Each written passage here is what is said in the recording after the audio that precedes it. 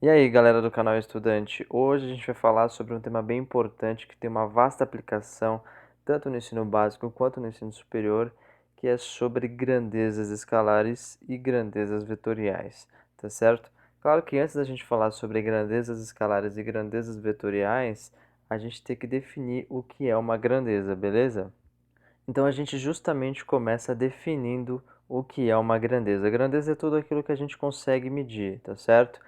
Em outras palavras, é tudo aquilo que a gente consegue associar a um número. Vamos ver os exemplos aqui, ó. Então, massa é uma grandeza porque eu consigo associar um número. Então, se eu digo que uma pessoa tem 100 kg de massa, eu estou associando o número. 100 é um número, beleza? Volume, por exemplo, eu poderia dizer a garrafa PET tem 2 litros de volume. 2 é um número? Então eu consigo medir. Energia, eu gastei 500 calorias caminhando esta manhã. Então eu usei um número, 500 é um número. Beleza? Salário, eu recebo X. X é um número, altura, etc. Então tudo aquilo que a gente consegue medir, que de alguma maneira a gente consegue associar a um número, a gente chama de grandeza. Tudo aquilo que pode ser medido, beleza? E eu trouxe aqui para vocês uns contra-exemplos para vocês verem o que não pode ser medido, certo? Aqui são sentimentos em geral, né? Por exemplo, raiva. Raiva eu não consigo falar, eu tô com 30 de raiva, eu tô com 120 de raiva. Eu sei que eu tô com pouca raiva, eu tô com muita raiva, mas isso é relativo, eu não consigo medir. O mesmo vale para felicidade, amor, ansiedade, insegurança, etc. Não tem como a gente medir isso, portanto, não é uma grandeza, porque grandeza, repito, é tudo aquilo que pode ser medido. Muito bem, e a gente vai separar as grandezas em dois tipos, na grandeza escalar, tá certo? E na grandeza vetorial. O que é uma grandeza escalar? Uma grandeza escalar é toda grandeza que eu consigo explicá-la, eu consigo caracterizá-la apenas usando um número mais uma unidade, beleza? E grandeza vetorial também eu vou precisar de usar um número e uma unidade, essa parte existe tanto na escalar como na vetorial, beleza? Só que na vetorial vão ter mais dois ingredientes. Eu vou precisar falar de direção e sentido. Essas três coisas, quando eu uno número e unidade, direção e sentido, que eu representei por essa chave aqui, juntando tudo isso, então a gente tem um vetor e já já a gente vai falar um pouco mais sobre isso. Então a parte teórica é essa: a gente tem uma grandeza escalar que se caracteriza por um número mais uma unidade, e a grandeza vetorial, que ela se caracteriza também por um número mais uma unidade, só que a gente precisa dar direção e sentido. Isso vai ficar muito mais claro nos nossos exemplos. Relaxem, beleza? Muito bem, já que os exemplos vão deixar mais claros, vamos a eles. Vamos começar com os exemplos de grandeza escalar. Então, eu tenho o primeiro exemplo de massa aqui. Então, uma pessoa diz, eu tenho 80 quilogramas. 80 quilogramas, 80 é um número e quilogramas é a unidade. Lembra da grandeza escalar? Só tinha isso? Então, eu consegui caracterizar por completo a massa, concordam?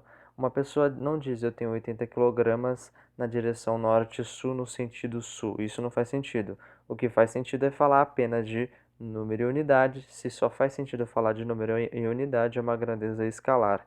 Vou colocar aí aqui representando grandeza escalar, perfeito? Vamos para o nosso segundo exemplo. Eu ingeri 500 quilocalorias, beleza? 500 é um número e quilocalorias é uma unidade.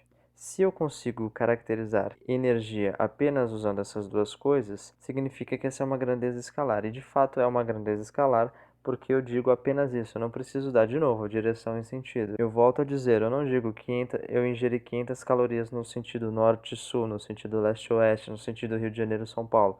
Não faz sentido, eu ingeri 500 calorias e ponto, beleza? E o terceiro exemplo de grandeza escalar que a gente dá é o volume, né? Então, eu bebi 500 ml de água, o 500 é o número e ml é a unidade. De novo, trata-se de uma grandeza escalar pelo mesmo motivo. Eu não tenho que dar uma direção, eu não tenho que dar um sentido, ok? Agora, eu não tenho que dar direção, não tenho que dar sentido, fica um pouco vago até o momento em que a gente falar de grandeza vetorial, porque isso vai ser necessário lá e a gente então vai conseguir fazer uma contraposição, vai poder fazer uma comparação entre essas duas grandezas, a escalar e a vetorial, e aí tudo vai ficar mais claro, beleza? Então vamos falar dos exemplos de grandeza vetorial. A gente, claro, vai usar o exemplo clássico da velocidade porque ilustra bem, tá certo? Então deixa eu explicar essa imagem que eu fiz para vocês aqui. Aqui eu tenho uma balada, aqui eu tenho uma árvore com maçãs, aqui eu tenho uma escola. Claro, você está na escola, podia estar na balada, podia estar no bar, Mas não, você está na escola, beleza? Você é estudante. Muito bem, aqui eu tenho uma pessoa armada, uma pessoa que oferece perigo, beleza? E tem esse dado aqui, o dado intensidade, que é a velocidade em módulo da pessoa, ela está andando a 10 quilômetros por hora, beleza? Então vamos supor a seguinte história, ó, você está aqui na escola, eu vou ligar para você e vou falar, tem uma pessoa armada aí na avenida onde você está e ela está a 10 quilômetros por hora. É claro que você vai perguntar, ela tá vindo pra cá, ela tá indo pro bar, ela tá indo pra balada, ela tá indo pra casa dela, como que ela, para onde que ela tá indo, certo? É uma pergunta natural. Pois bem, e o que eu te digo? Eu te digo que a pessoa está na direção entre o bueiro, aqui eu vou representar pela letra B, e a escola que está representada aqui. E você vai me perguntar, claro, mas ela está na direção entre o bueiro e a escola. Ela está vindo para a escola ou ela está indo para o bueiro? Porque ela tem uma direção já definida, que é a direção entre a escola e o bueiro, mas ela tem dois sentidos. Ela pode estar indo para a escola ou ela pode estar vindo para o bueiro. Então, claro, para essa história ficar menos trágica, eu vou dizer que essa pessoa está indo para o bueiro. Agora, eu defini por completo a velocidade dessa pessoa, porque eu só havia dito a intensidade da velocidade. Então, depois, o que que eu fiz? Eu dei a direção, que era entre o bueiro e a escola, aqui B de bueiro e E de escola, e depois eu dei o sentido, que era da escola, que eu estou representando pela letra E, até o bueiro, que mostra essa setinha aqui, beleza? Então veja que se eu desse só a intensidade, não seria o suficiente. Você não sabe se a pessoa está indo para a escola, para a balada, para o bar, etc. E se eu desse também só a direção, não seria suficiente para você saber se ela está se aproximando de você ou não. Então foram necessárias três coisas. Daí dizer que é uma grandeza vetorial. É muito mais complicado caracterizar uma grandeza vetorial do que uma grandeza escalar, porque a grandeza escalar ela só se define por essa parte aqui, beleza? Muito bem, então vamos ao nosso segundo exemplo de grandeza vetorial, que é o exemplo da força, também um exemplo clássico. Então imagine que você esteja aqui em cima do telhado desse prédio, tá certo? Eu esteja lá embaixo.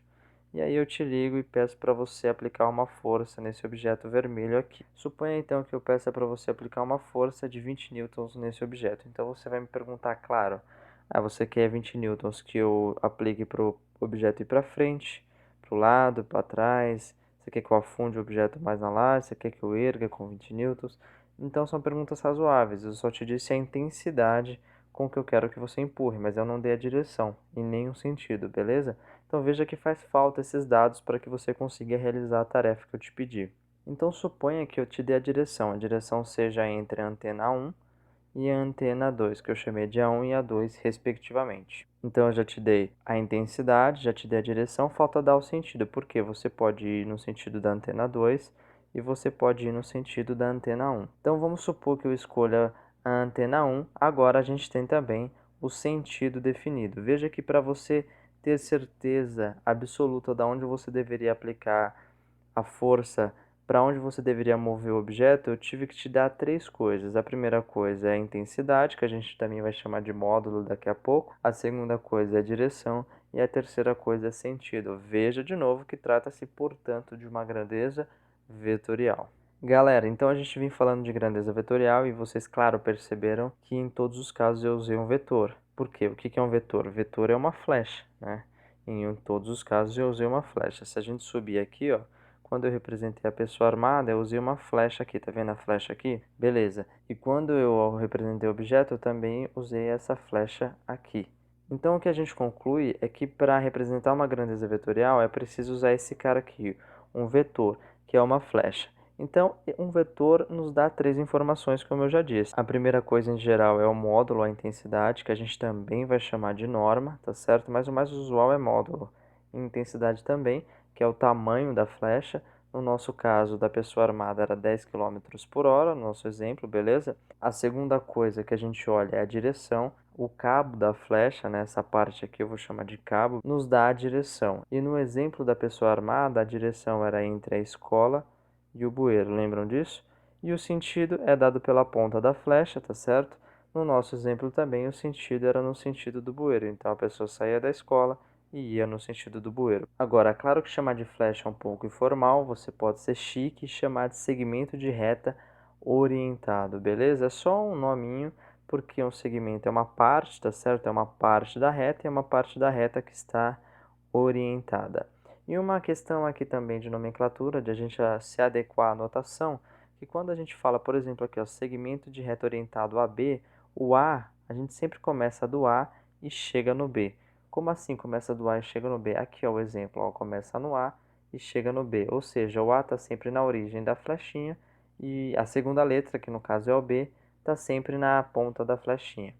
O segundo exemplo aqui, ó, DE, o D também está na origem da flechinha e o E está no final da flechinha, beleza? Vai de D para E. Para finalizar, a gente faz essa observação que quando a gente tem um segmento orientado que sai do ponto A e chega no ponto A, ele permanece, na verdade, no ponto A, óbvio, né? Aí esse vetor a gente vai chamar então de vetor nulo. É muito importante, sobretudo quando a gente for falar de operações entre vetores, ok, gente? Então eu vou ficando por aqui. Se você gostou, clique em gostei, inscreva-se no nosso canal. Aquele abraço e até a próxima.